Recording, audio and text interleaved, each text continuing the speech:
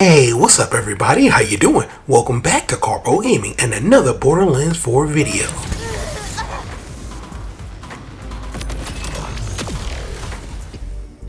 Another one. That's right, we're back at it again, and today I'm going to show you how you can farm and get Asher's Rise. Now this sniper rifle is nice, especially if you're building off a crit and stats. Today, I'm going to walk you through you step by step. You know what to do. Layout. Once again, thanks for watching everybody. Without further ado, ladies and gentlemen, let's get started.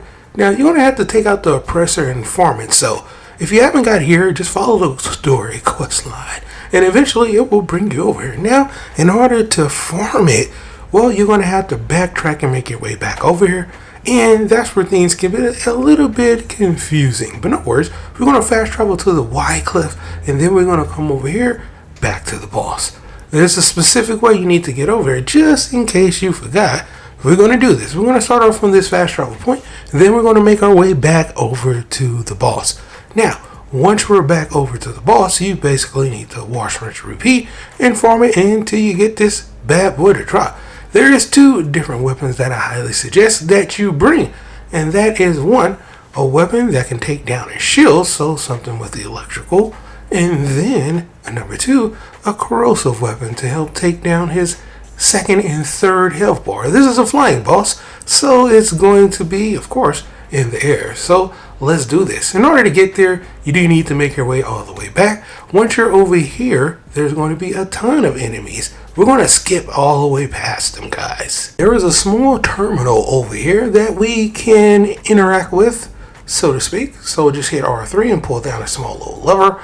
And it's going to drop down all of this blood, and then we can head over to the elevator. Then it will be able to scan us, and then we can head back over to the boss. If you head over here to the elevator without doing that, it will not scan you, and you're going to need to just backtrack and go do that. So make sure you hit that handle, pull it, and voila, just like that, we're pretty much here at the boss. Make sure you double jump past these grinding gears so you won't die, and we pretty much are almost here. Turn around, there's a small little checkpoint right there, and a couple more enemies that we're just going to bypass. Over here, we're going to make a right, and there's two different directions that you can go. You can go straight up, the original way, but today we're going to make a left. Make a left because we are redoing the boss. Now, once you make your way over here, we're going to make a right into the other elevator. And if the elevator isn't down yet, just hit this button and it'll call it down, and then hit the button again to take the elevator all the way up. Now that we have made it all the way back over to the boss, well, we just need to farm the boss. Once again, bring two weapons with you, one with electrical damage and one with corrosive damage, so you can take down the boss relatively a whole lot easier depending on what difficulty that you're playing on. Boss is going to be down right over here. Here are some of the terminals that you can use. We're going to be selling all of our weapons that we pick up that are junk, sell it right there, and start off the boss. Boss is going to cost you around 9,000, depending on your level, might be more. So let's do this. Once you make your way down to the boss is a flying boss, so yeah, it's going to take some time. But I managed to get this boss down to about 30 seconds if I was using all of my abilities and all of my weapons. This time is going to take me about a minute. I did not use my ordnance. But once he spawns in, you can start shooting at him. It's just going to take a little bit of damage as far as his shield is concerned, but it definitely helps. The more damage that you do, the faster he will come to you, in my opinion. So you can see him flying around. He just dropped down one set of bombs. He usually might drop down a second set, but if you deal damage to him, he'll focus on you. From here, I shot out my ability, and boom, spadoosh, went to my alt fire, which is firing some phasers at him, and that's just going to just rip down his shield.